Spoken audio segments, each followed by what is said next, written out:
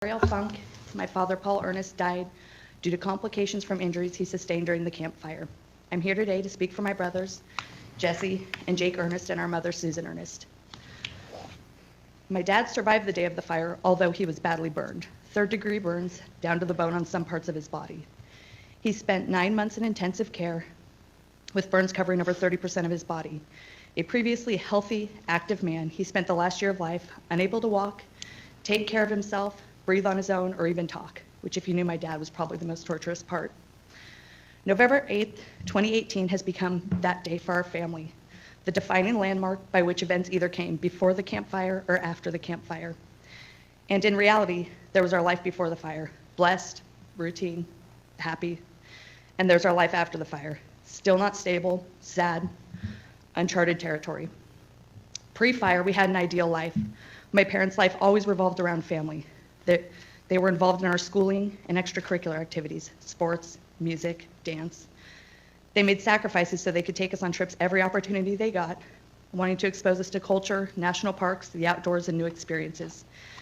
As we grew into adults, they were there to guide us with advice and help watch our kids during the work week. They took joy in spending time with the grandkids. Once both retired, they traveled and spent time with friends.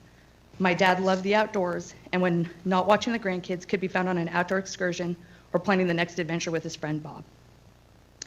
The day of the fire was chaos. Jake, my brother who lives in Carlsbad, felt helpless as he heard about the fire on the news.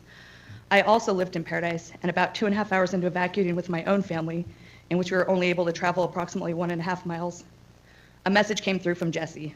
He'd been in phone contact with our parents, and they couldn't get off their road, Edgewood Lane. Traffic was gridlocked, and fire had already engulfed the mobile home park at the entrance to their road, making it unpassable.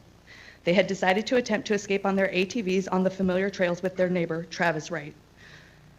The last contact Jesse had with them, they were clearing vegetation in preparation as the fire had come from the opposite direction and was going to overtake them. After that, Jesse was unable to get in contact with them.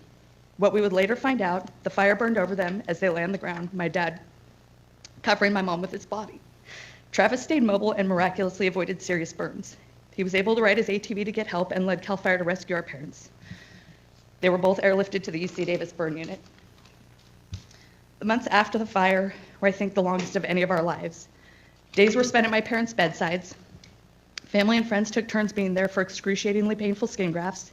They each had about 6. Recoveries, more surgeries, talk of amputation, forward progress, and major complications.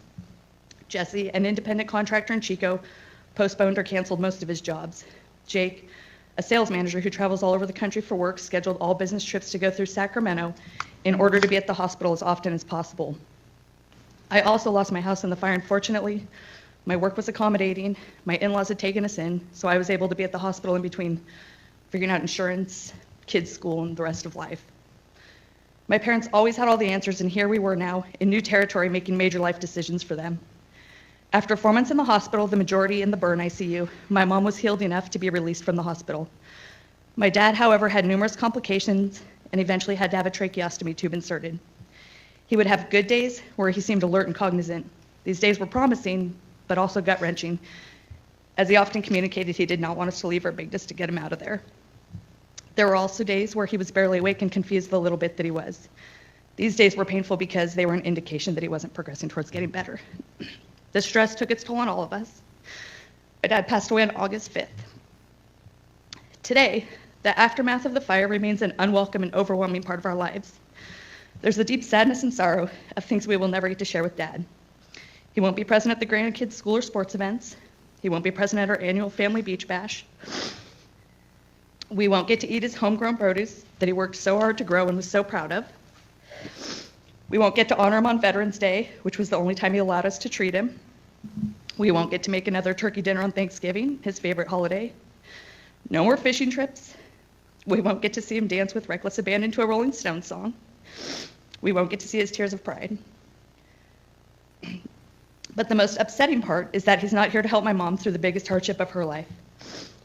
I can't aptly describe how my mom's life has been altered. The fire took her home, her town, her familiar way of life, and her husband. It stole her mobility, confidence, self-worth, purpose, security, and happiness. She's been left to navigate life without her partner. She still has open wounds, grafts that haven't healed, that require daily care and bi-monthly visits to the burn clinic at UC Davis.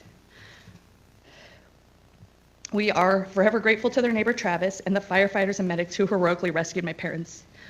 We are indebted to the staff at the burn unit and the Firefighters Burn Institute, Vibra and Riverbend, who kept our hopes up when we felt hopeless. We are grateful to friends and family who supported us emotionally and financially, so we were able to do everything we could to save my dad. I hope hearing our stories makes you understand just how much that day changed every aspect of all our lives. One of the burn staff told us that they feel my dad saved my mom twice. Once from the fire, and then again by staying alive long enough to give her the will to recover. Thank you. Thank you, Ms. Monk.